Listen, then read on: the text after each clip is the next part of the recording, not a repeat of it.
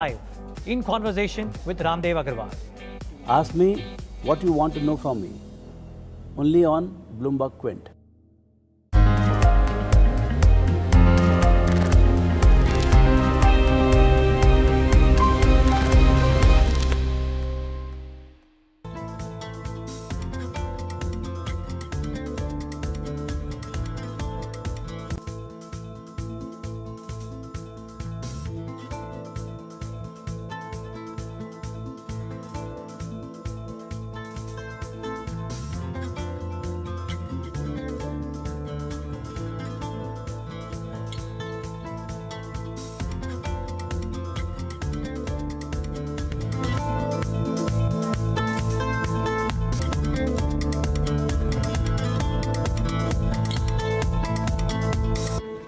Welcome to Primetime Debate.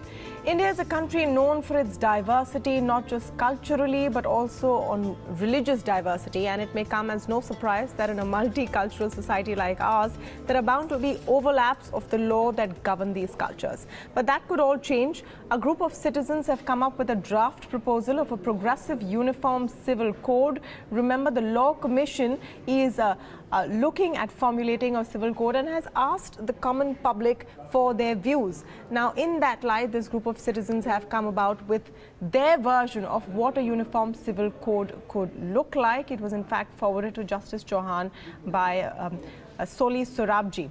I have with me Dushyant, who is one of the young lawyers who has been working on this version of the draft. And Dushyant, welcome to BloombergQuint. I just want to start by saying that the conversation right now on Uniform Civil Code, and whenever people talk about Uniform Civil Code, turns into a conversation about whether the rights of minorities will be crushed, and that fear is always in the backdrop of that conversation. Was that some of the context that you brought into your draft?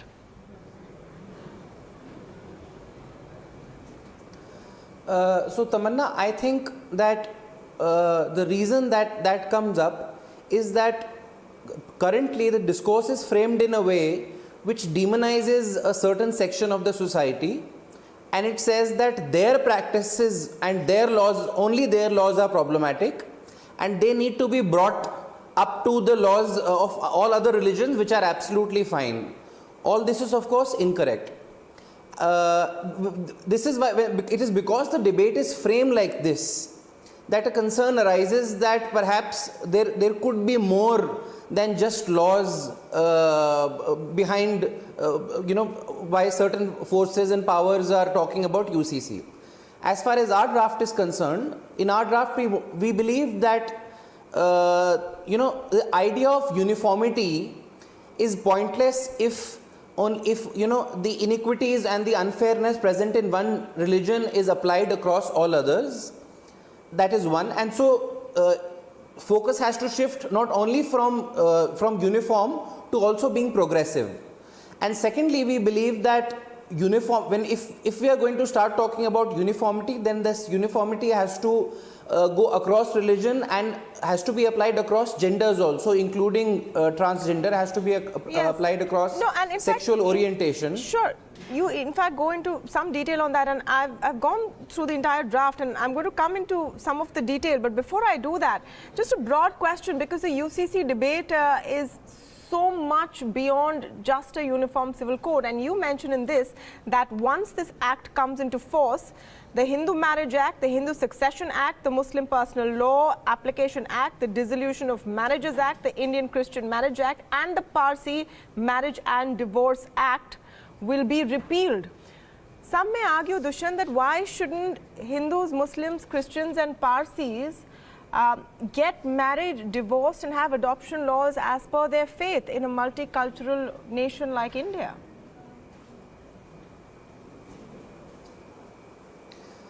Okay, so see Tamanna, the draft does not go against ceremonies. It does not go against rituals.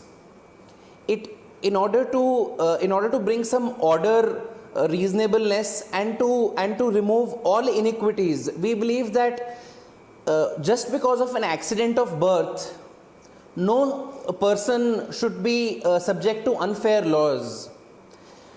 Any religious practice which is not gender just needs to go. And nobody can say that a religious practice should be carried on even though it's unfair to a certain gender, only because there is some amount of because of freedom of religion issues involved. Fairness to everybody and gender justice has to trump all other concerns. Yeah, and in fact, we saw that in the triple talaq debate. Let me start with one of the points which was quite striking, which is when you talk about marriage and you say this is the legal union as prescribed under this act of a man with a woman, a man with another man, a woman with another woman, a transgender with another transgender, or a transgender with a man or woman. Now, for this to go through under the Uniform Civil Code, wouldn't we first have to look at Section 377 and make sure that homosexuality is not a criminal act?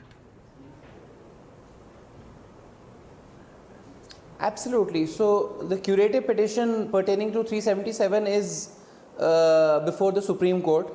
And after the privacy verdict, I think most of us are quite confident that the Supreme Court will strike down 377. But since the mandate of this document was limited in nature, and it was being presented for a certain reason, that's why we did not go into, and it's a civil code at the end of the day. That's why we did not include amendments to criminal law, etc. But you're absolutely right. 377 has to go, and hopefully will go soon. Another point I noticed, Dushyant, is that you say that the person entering marriage must be at least 20 years of age. So you're increasing the minimum age in a country where we're still dealing with child marriage. You're talking about live-in partnerships getting the same rights as marriages, where, even within marriages as well, equal rights are tough. My broad question is that as noble as this idea is, where does it sit with the reality of our country?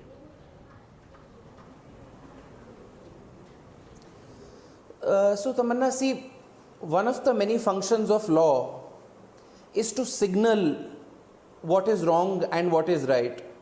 It is to signal, I'm saying that's one of many functions. It is to signal what are the best practices. Sure, in a country as vast and as populated in India, it is not a question of a law being brought out and tomorrow things will change drastically. Yes, but this is also why, one of the sections one of the clauses in the draft is places a duty on the government to publicize it well, etc. I am under no delusion that merely bringing a law will end child marriages. But I also feel that it is very important to push the age of legal age of women to marry from 18 to 20, and consequently we've also lowered the age of men by 1 year. Right. Hello? Yes, I'm listening to you, Dushyant. What was also, the point about the dissolution of the Hindu undivided family, because you go into that as well. And I broadly want to understand from you that if this model UCC was accepted perchance, what would change in people's lives and what are the key details of the acts that prevail which would change?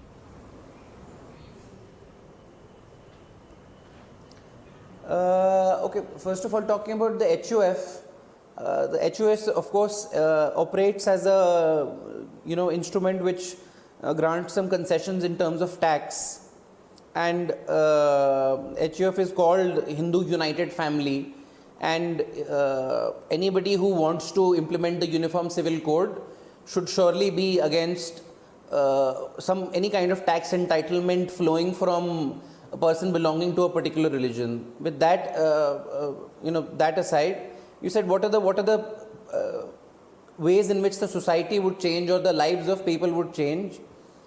I think, Tamanna, for example, let's take the question of transgenders being allowed to marry, sexual orientation becoming irrelevant.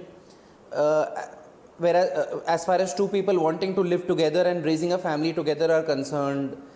No, absolutely. Those stand we've out. tried to balance. Those stand out. Those stand out very clearly as far as transgenders and same-sex marriages and even allowing them to adopt, etc. Those stand out. What I mean is, say to the vast majority of people, what would change if this came into place?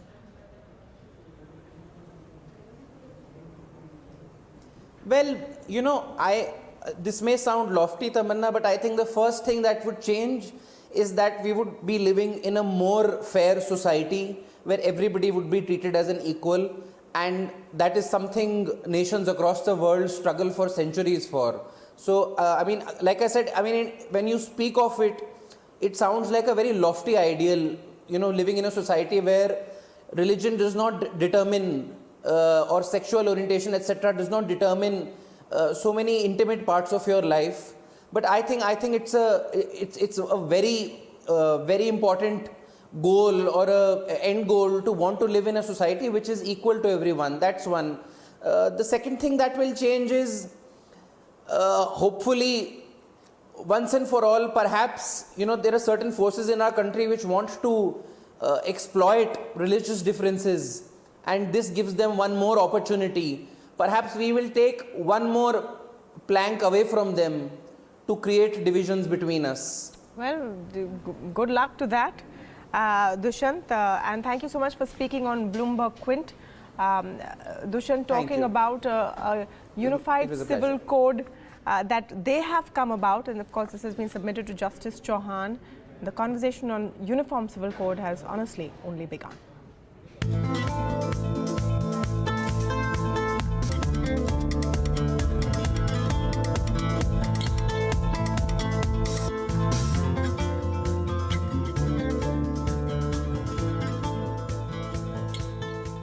Time now to get your big corporate voice on the show. New man in charge of State Bank of India, Rajneesh Kumar, has spoken exclusively to Bloomberg's Kathleen Hayes about the NPA menace that is gripping the Indian banking sector. He says that banks cannot wait for another year for a solution to present itself, and that a bad bank may not be the answer to the problem. Very humbling experience, I would say. This is a great organization, and the opportunity which has been given to me, I'm very pleased with it, and I will put my best of the abilities to see that the legacy which has been built over centuries, that is carried out further, and bank is always in a good and great shape. Well, you certainly were left with some big challenges. The issue of bad loans is affecting a lot of the major Indian banks like yours. I believe in the second quarter you reported gross non-performing assets, NPAs, your percentage of loans, nearly 10%, 9.97. What progress has been made under your predecessor, and what are you setting out to do now? Right, so this is one of the biggest challenges which currently the Indian banks are facing, and the State Bank of India being no exception. And there are many different segments as far as the NPA goes, and the biggest problem is in the corporate and mid-corporates. Retail is not as much of a problem, although after merger, for one quarter we saw some elevated NPAs in the retail segment also. But that is very much under control. The issue remains around how do we resolve the large corporate accounts which are under interest. But I think the insolvency and bankruptcy code, it is a big move forward, and there are many cases which have been referred to what we call National Company Law Tribunal. And all the banks in India are working very actively, working together to resolve these cases, and they are at various stages of resolution, and I am very hopeful that within next 6 months you will see some progress on that front. But India is a land of opportunities, and we have to look beyond NPS. So it's not that we should be bogged down by just NPA resolution. That is one dimension, which of course, as I said, that one big challenge. But otherwise, what I am looking at is that what are the other opportunities, how do we capitalize on that, and take the bank forward. Okay, so where do you think what the biggest opportunity or opportunities are now? What are you specifically getting ready to start some new initiatives for SBI? So as far as SBI is concerned, in the last 3 to 4 years, one is that we are transforming this bank to be ready to handle what I call the new age India. And New age India, okay. Yes, it is a new age India. And a lot of things are happening, and the way business is done in India, it is changing. And banking has to keep pace with that change. So we have to ready our organization for being part of that change. As I say that if we look at the various ecosystems and the supply chains, so there is a big change coming in today, like whether it is retailing or healthcare or transportation. The story is similar around the world and in India. So the way we do the traditional banking, that is changing, and we are part of that change story. We are leading that change. And technological innovation, adoption of new technology, that's all going on, and it's very exciting time. And apart from that, India is a growing country. Our growth rate might have come down to 5.7, but still the future is very promising. Middle class is growing, incomes are growing, per capita income is growing.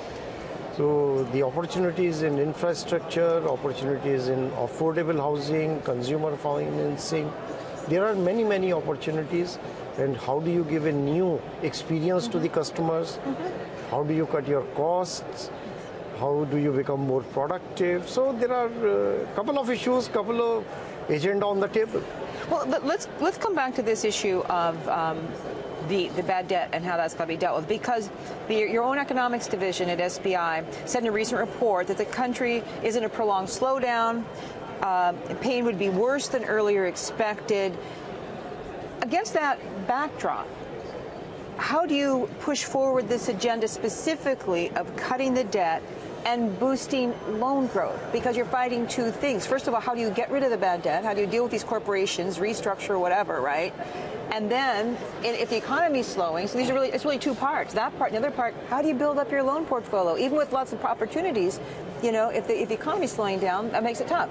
No, that is an issue. And as I said, that growth in corporate credit, that is very, very muted. I have not seen for years such a slow credit growth as far as the corporate is concerned. But I believe that it is not going to be like that forever. It is now almost 3 years where there has been problems on the corporate credit front. About the resolution of NPAs, each case is different. It has its own complexities. But I think we are reaching a stage where now the conclusions have to happen. And there will be some write-downs. That also is inevitable, and banks are aware of that. But what has happened, say for example, if I take the example of the steel sector, so things are much better than what they were a year ago. So if we had to do any resolution a year ago, the haircut or the cost to the bank would have been much higher. But now, you can't avoid the haircut, but the haircut will be smaller. You're not going to become bald. A year ago, you would have been bald. It was not a question of haircut, right. It was just complete loss of hair. Well, another thing that you've talked about in these your early part, right out of the gate, you're promising innovative methods to deal with the sour debt, including moving billions of dollars, U.S. dollars that is, of bad loans into a separate vertical. How will that work? Why will it work? And can you give us more details on what you're looking at? What is this program going to be? So can I get your question again? In terms of putting the bad debt into a separate vertical. I don't think that's going to work. So we already have what we call ARCs or asset reconstruction companies. And there have been discussions around creating a bad bank which can handle the stressed assets. But honestly, I am not very much in favor of that. According to me, putting a new institution itself, it takes time. And we are running out of time. So if today government decides that they are going to set up a bad bank, It's not before a year before it can become operational. And we don't have a year or more to tackle the NPAs. So they can at best will be handled within the existing system. The issue is all around the ability of the banks to absorb the losses, and that would mean more capital from the government. Whether it is a bad bank or it is the existing banks, ultimately we have to find money to fund these losses. And the losses that is a reality. Can't escape that reality. So if government, because being the owner of the public sector banks and 70% of the assets are with the public sector banks, so if it has to give the money, it can give to the existing bank instead of giving to the bad banks. And many of these assets, they are operating units. They need day-to-day banking. The people who are dealing with these accounts, rather than a new set of people coming and managing these accounts, I think the existing people, if they deal with it, it will still be a much better idea. Well, I want to get to the big picture in terms of demonetization. The cash ban has been in place for almost a year now. What has this meant for the bank itself? Has it changed the business for the State Bank of India over the last year? So what we are finding is that there is a much more acceptance of the digital payments or digital transactions. So there is a thrust from the government and there is a thrust from us within the bank also, because in terms of cost efficiencies, it is very, very productive that if we move the transactions to digital channels. So bank always was working towards it. What has happened as a result of demonetization, the pace of digitization has increased manifold. And just to give you an example, earlier if we wanted to approach a merchant for merchant acquisition business, it will take 10 visits and we were not sure of the success. And after demonetization, we had a situation that everybody wanted a POS terminal in yesterday's date. So suddenly the market completely changed. And if I even look at the trend, the percentage of digital transactions is going up, and whereas the percentage of transactions which are done on ATM, it is coming down. So that shift is happening. Government will like it to be much faster than what is happening, and same is the case with us in the bank. We would also like it that it is much faster, because per transaction cost for digital is very, very cheap as compared to any other mode of. Now, BJP MLA and Minister in the Yogi Adityanath cabinet, Sangeet Som, has sparked off a controversy by calling the Taj Mahal a blot on Indian culture. While the BJP has attempted to distance itself from Som's comments, the Adityanath government's outlook towards the historical monument has raised questions for some time now. The Taj Mahal, one of the 7 wonders of the world, a UNESCO heritage site, and according to one BJP lawmaker, a blot on Indian culture. Uttar Pradesh में ऐसी एक निशानी मुझे नहीं कहना चाहिए। बहुत लोगों को बड़ा दर्द हुआ कि आगरा का ताजमहल ऐतिहासिक स्थलों में से निकाल दिया गया। कैसा इतिहास, कहां का इतिहास, कौन सा इतिहास? क्या वो इतिहास कि ताजमहल को बनाने वाले ने अपने बाप को कैद किया था? क्या वो इतिहास कि ताजमहल बनाने वाले ने उत्तर प्रदेश और हिंदुस्तान से सभी हिंदुओं का सर्वनाश करने का काम किया था? ऐसे लोगों को अगर आज भी इतिहास में नाम होगा तो ये दुर्भाग्य की बात है, और मैं गारंटी के साथ आपसे कहता हूं कि इतिहास बदला जाएगा। An embarrassed BJP quickly chose to distance itself from the controversial statement. Taj Mahal Bharat के इतिहास का वर्तमान का भी भाग है, और ये विश्व में भारत में हजारों लाखों लोगों के लिए प्रिय है। ये इनक्रेडिबल इंडिया का भाग है। जहां तक इतिहास की बात है, जो घटनाएं हुई हैं, जो भी हो, वो अपनी एक जगह होनी चाहिए, उसे सत्य के आधार पर देखना चाहिए और उसे मिटाया नहीं जा सकता। However, this is hardly the first monumental controversy to hit the Taj. In October this year, information about the monument was dropped from the state tourism brochure, though the tourism minister Rita Bahuguna Joshi justified the omission. ये विवाद शायद इसलिए उठा कि booklet में photo नहीं है, जिक्र जरूर है प्रो पुअर हमारा जो टूरिज्म है, लेकिन वो तो स्थापित हमारा पर्यटक स्थल है ही है।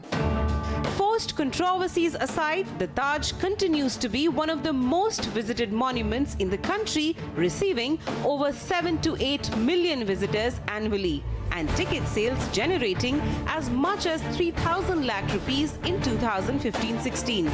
International celebrities and heads of state make it a point to be photographed against the Taj, known the world over as an ode to love.